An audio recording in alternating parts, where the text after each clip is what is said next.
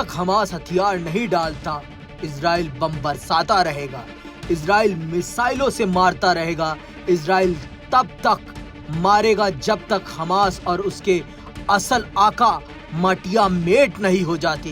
PM Netanyahu ने ये warning Arab world को दी है। उन्होंने प्रेसिडेंट ट्रंप को भी साफ साफ कह दिया है कि अब इजराइल किसी की नहीं सुनेगा, इजराइल किसी का गुलाम नहीं। इजराइल एक एक मौत का बदला दुश्मनों की बर्बादी से लेने लगा है। आने वाले दिनों में आसमानी हमले और भयानक होंगे। हैरानी की बात यह है कि इजराइल ने तूफानी हमलों का दौर तब शुरू किया है जब अमेरिका के उपराष्ट्रपति जेडी वेंस तेल अवीव के दौरे पे थे। वेंस जब इजराइल डिफेंस फोर्स के टॉप कमांडर से मुलाकात कर रहे थे तब गाजा में जंगी जेट और मिसाइलों से बमों की बौछार जारी थी।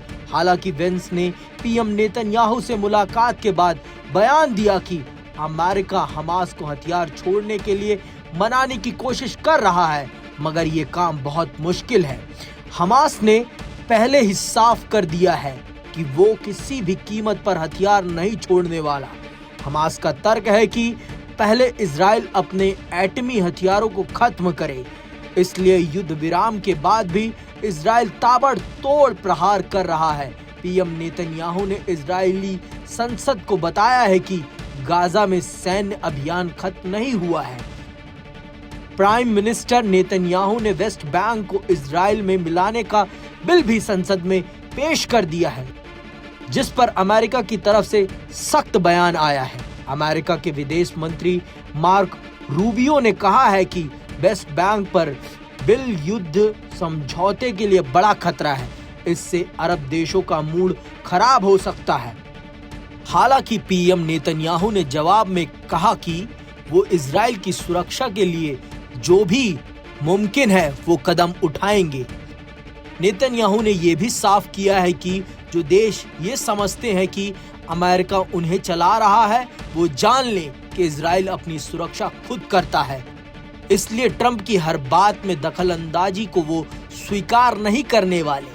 नेतन्याहू के सामने जेडी वेंस ने भी इस बात पर हामी भरी है कि दोनों देशों की कोशिश खाड़ी में शांति लाने की है, लेकिन नेतन्याहू का प्लान कुछ और है, जिसकी तरफ उन्होंने इशारा भी कर दिया है।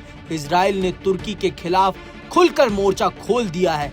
पीएम नेतन्याहू ने धमकी दी है कि तुर्की की सेना को गाजा में किसी भी सूरत में तैनात नहीं होने दिया जाएगा।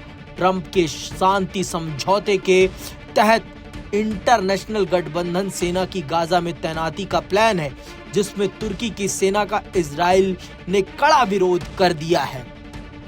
तुर्की के राष्ट्रपति एर्दोआन ट्रंप के गाजा पीस डील में कितने अहम रोल में थे, इसे इन तस्वीरों से समझा जा सकता है।